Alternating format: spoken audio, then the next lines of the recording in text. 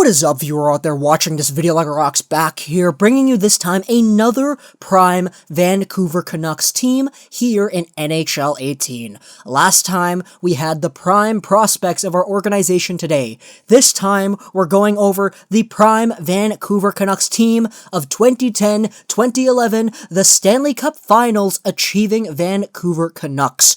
I want to give shout-outs here. I'm going to give a shout-out to X-Tech because he's the one who would originally reincarnate previous existing teams of former teams in the past. He would reincarnate them in the NHL video games and bring them through seasons. And I also want to give a shout-out to iDeviwa because he made basically the same video with NHL 17. He reincarnated the Vancouver Canucks of the 2010-2011 era, and he put them through a season, and I was actually making preparations for this video. I was recreating all the players and everything, and then I realized afterwards that people have already made videos like these in the past, so I reached out to X-Tech. He said, yeah, it's okay, go for it. And I reached out to Deviwa, and he said it was fine too, so I'm going to be leaving a link in the description to his channel and his video, basically of this exact same concept. But what we have right here is the 2010-2011 Stanley Cup Finals achieving team of the Vancouver Canucks.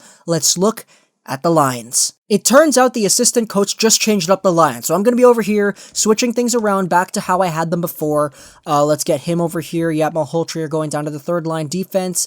Alright, we'll have Christian Ehrhoff up here, Edler over here, Hamhuis, you can stay there, Bieksa, Salo, Ballard. Okay, special teams, switch that over. I want that offhand shot on the other side. Here we go. Salo, you can go over here. Samuelson, Burrows, Hamhuis, Edler. Okay, penalty kill. Let's see what we can do with the penalty kill. Nope, I don't want Tanner Glass there. I want Alex Burrows over there, yeah. Well, Burrows over here, Bieksa, Ballard, Hamhuis, Edler. Okay, that looks pretty good. Four-man power play, Henrik Daniel, Ehrhoff, we'll switch him over here. Burrows, Kesler, okay, 3-on-3. We'll have Ehrhoff over here. Burrows, you can stay down there. Edler, you can go up here. Hamhuis, you know what, no, we'll have Samuelson down here. Edler here, and no, we'll switch that around. There we go. So these are the lines that we have for the Vancouver Canucks of this era. I'm going to be going over every player right here. The Sedins, I have them as a 92 overall, and I don't care what anybody says, they deserve this rating. In NHL 11, Henrik Sedin was a 91 overall player, and Daniel Sedin was a 90 overall player. And it's just a testament to how strong these two players were. And if you go back to that time period, Daniel Sedin was the best player in 2011. Henrik Sedin was the best player in 2010, basically. And these two tore things up. They deserve a high rating in this game. Alex Burrows, while not necessarily being a #1 overall right winger, he was still a really gosh darn good player to play with the Sedins. That's why I have his offensive awareness at 92. I also have his slap shot accuracy down there at 94, or his power at 94, because that Dragon Slayer goal, man. It was such a good goal. It was a one-time slap shot, and that's just cemented into my memory forever. So I gotta give him a good slap shot power rating. The Sedins, Daniel Sedin's got a good shot, his offense awareness at 95, puck skills, he's got a 99 in puck control, but his brother Henrik, he's got 99 maxed out in puck skills. Offensive awareness, 99. Shooting is down there at 4.5 stars, but that's what makes this guy special. He was so shifty, he was so capable in the offensive zone alongside of his brother, and the Vancouver Canucks, Daniel Sedin and Henrik Sedin twins, these were fantastic. They were absolutely fantastic. As was second-line center Ryan Kesler, who many debated was good enough to be a first-line center. In the first NHL game that was on the previous gen, or the current gen systems, I believe Kesler was rated a 90 on the Anaheim Ducks.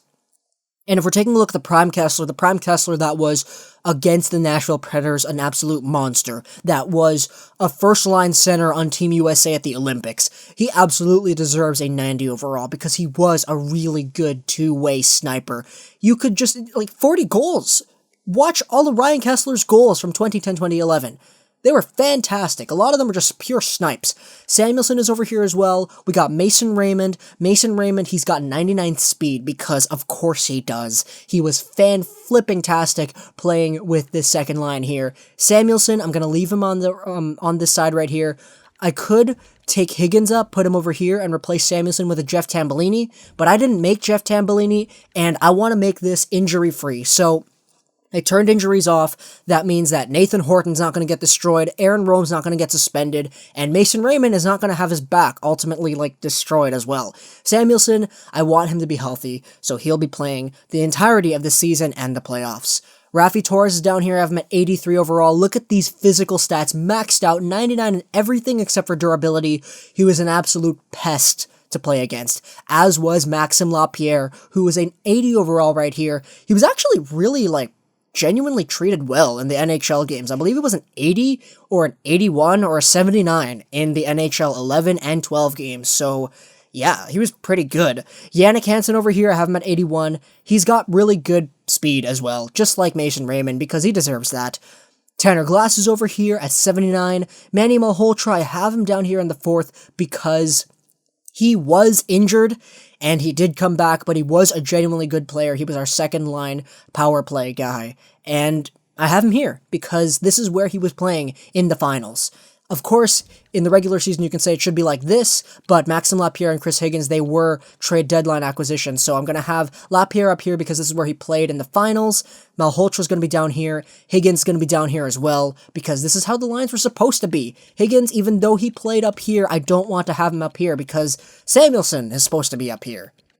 Going over to defense, this is where things get wishy-washy because elite prospects, they actually have their own lineup of the Vancouver Canucks. These are the lines that they proposed the Vancouver Canucks had in 2010-2011. And for defense, they actually had things going like this: Edler, Salo, Hamhuis, Bieksa, Ballard, Ehrhoff. But I'm going to do things like this because Ehrhoff needs to get playing time, man. These 3 guys, I have them all at 88 overall, and that could be a problem in some people's eyes, but I don't see it as a problem here because Alex Edler, he was an up-and-comer. He was in his early 20s. He had that 4.5-star green potential. Everybody was seeing Alexander Edler to be one of the best defensemen in the league in the near future. Ehrhoff, he got 50-plus points as a defenseman, and he was an absolute monster. Absolutely just tore things up with that first-line power play. He deserves top-line minutes, and because if I had him down here, he'd be getting 15 minutes a game, which I wouldn't really like. Salo would be getting 22, but I want Ehrhoff to get more minutes, so we're going to leave him up here. Dan Hamhuis, I have him as an 88 as well because he was, hands down, the best defenseman in the 2011 Cup run. Hands down. He was really good in his own end and in the offensive end. He just did everything right.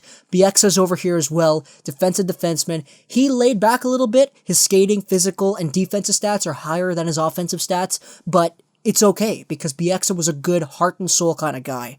Keith Ballard's over here instead of Aaron Rome because screw Aaron Rome, man. He's the reason we lost the cup, in my opinion. Yeah, I have Keith Ballard in here. His hip check, or his body checking rating is at 99. Sammy Salo's over here as well. I have him on the first-line power play because I want him to get playing time, but I don't think I should sacrifice Christian Ehrhoff playing time to give Salo his own. So Salo over here, with a 99 slap shot power and 88 offensive awareness, is down here on the 3rd pairing, as such, on the first-line power play. This should be a really good power play, and I'm hoping for good things out of this power play. Second-line power play, these are all guys who should have been on the second line power play. Actually, in real life, the power play looked like this. We had Samuelsson on that first line, and Salo was down here on the second, but because of Samuelsson's injury, Salo got that first line time. You saw that really good game that Salo had against the Sharks in the round 3. He had 2 goals or whatever in the span of a few minutes. Samuelsson, I'm putting him down here on the second power play because, he was injured and he didn't play on the first. I'm having him here because these are the guys who were on the second line power play. We got ourselves Malhotra, Burrows, we had Raymond and I think it was Higgins as well, but I think this works out just fine. Edler and Hamhuis. Going over to penalty kill. This is a penalty kill that you don't want to mess with. Kesler, Burrows, Bieksa, Ballard. All these guys would get under your skin. Kesler, Burrows, and Bieksa would do it with their talk. Bieksa would do it with his physical presence, as would Ballard. This is just a scary penalty kill right here, and I love having it. Lapierre, Higgins, Edler, Hamhuis is our second penalty kill. You can't go wrong with that. Edler and Hamhuis, each 88 overall defensemen. Really good players. And of course, I couldn't get anywhere without talking about goaltenders. We got ourselves Roberto Luongo at 92 overall. This is a prime Luongo. 92 overall. This is the best Vezina goalie candidate Luongo. This is the Luongo that carried Canada to gold. This is the prime Roberto Luongo, and that is why I have him at a 92 overall. Corey Schneider, I have him as an 83. I had to drop him a little bit because, he's pretty darn good right now, but it was still pretty good back then too, so I have him as an 83 over here. And as that concludes, this is the lineup for the Vancouver Canucks. I'm hoping for good things out of this first line over here. I want Ehrhoff to get a lot of points because he got like 50 points in the real life, so yeah. What we're going to be doing over here is going over to the end of the season. We'll simulate up to there, and then we'll do the playoffs individually as well. So I will simulate up to the end of the season, and I'll see you guys there.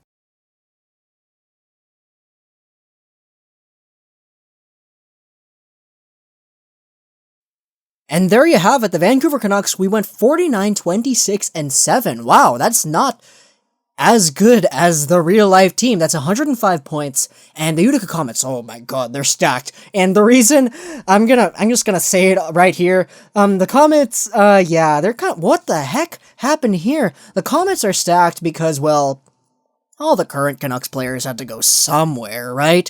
Let's just look at the Comets over here first. Brock Besser, 107 AHL points, Horvat, Vanek, and the rest of the crew over here. But, what the heck? Burrows with 75 points, Henrik with 69, 9 goals, and Daniel Sedin with 72. Kesler with a 60-point season. Ehrhoff, okay, Ehrhoff's realistic, there we go, 50 points. Malhotra got 47 points, 24 goals. Samuelsson, 30 what the heck happened here? It appears that our beloved first line of Henrik, Daniel, and Burrows wasn't necessarily the best and strongest line out there. Who was first? Was it like Kucherov and Stamkos? It was Kucherov and Stamkos. Okay. Kucherov, Stamkos, and their other winger, Palat, Tarasenko, Tavares, Malkin, all these other really good players. And what the heck? Duncan Keith got 78 points? No, you can't tell me that. Burrows was... What? Burrows got bested by a Brent Burns. Okay. Burrows led the team. What the heck? That doesn't add up at all. Okay, if we go to assists, Henrik Sedin here. He's down here at 5th. But he's got 9 goals because his shooting rating's not that bad, is it? Wow, this game really doesn't like old people. That's gotta be it, right? That's gotta be it.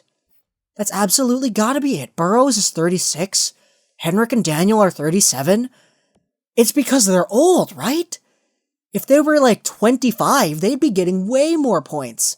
Just based off of their overalls, like, how did a 99 offensive awareness player with 99 puck skills maxed out only get 69 points?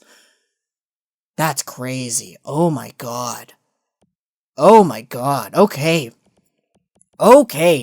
That's why this team didn't get like 50-something wins. Okay, let's go over the goals. Samuelsson led the team in goals, 30. Daniel and Kesler each had 40 in real life. Daniel gets 28 here, Kesler gets 23. Sammy Salo on the third pairing gets 21. It's because of that slap shot rating. I'm not gonna fault that. I put him as a 99 slap shot rating because he got a bomb of a slap shot, that's why.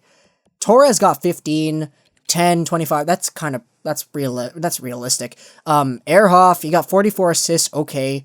It's just goal scoring. Daniel Sedin and Kesler needed more goals to live up to the real life hype. Burrows, he could have done with like 2 more, but 28 is fairly realistic. Over to points, Burrows with a career year, 75 points, and Henrik and Daniel. Wow, I'm impressed. What the heck is wrong with this game? 92 overall players with 95 and 99 offensive awareness only get 72 and 69 points. I'm shocked. I am shocked. Kesler got 60. Okay, that's okay, because Kesler got like 70, I think, in real life in this season. But still, what the heck? Burrows leading the team. That's crazy. What about penalty minutes? Okay, here we go. Torres, LaPierre, Tanner Glass. Okay, that kind of makes sense. Let's go over to goaltenders, see what they're like. Roberto Luongo with 40 wins, a 919 save percentage, 2.29 goals against average. How many shutouts? 5. Okay. What's that like in comparison to the rest of the league? In terms of wins, he's down here at 4th. But, nah, the save percentage, it's just average. This is not what you would expect out of the quote-unquote best goaltender in the league, especially at this time frame. Huh. That's really weird. I don't think we're going to win the cup. I don't think it's going to happen, guys. Okay, look at the goals for. Let's go to the full league right here. Goals for. Yeah, we're not first. Tampa Bay is first. Tampa Bay is first with goals for. We're second. Goals against. We're down here at 5th. That's not bad. That's not bad for sure. Like, we got 3 goals a game. That's good. But, like, whoa, I'm just surprised on the distribution of the goals amongst the team. NHL 18, what are you doing? Vancouver Canucks, 23% on the PK, or on the power play. What was our PK at? 84. Okay, that's good. That's 4th right here. Okay, that's pretty good. So everything kind of seems in line in terms of the rankings in real life, but, like, just the individual points, though. What the heck? 92, 92, and 85 overall, and the 85 overall guy gets the most points.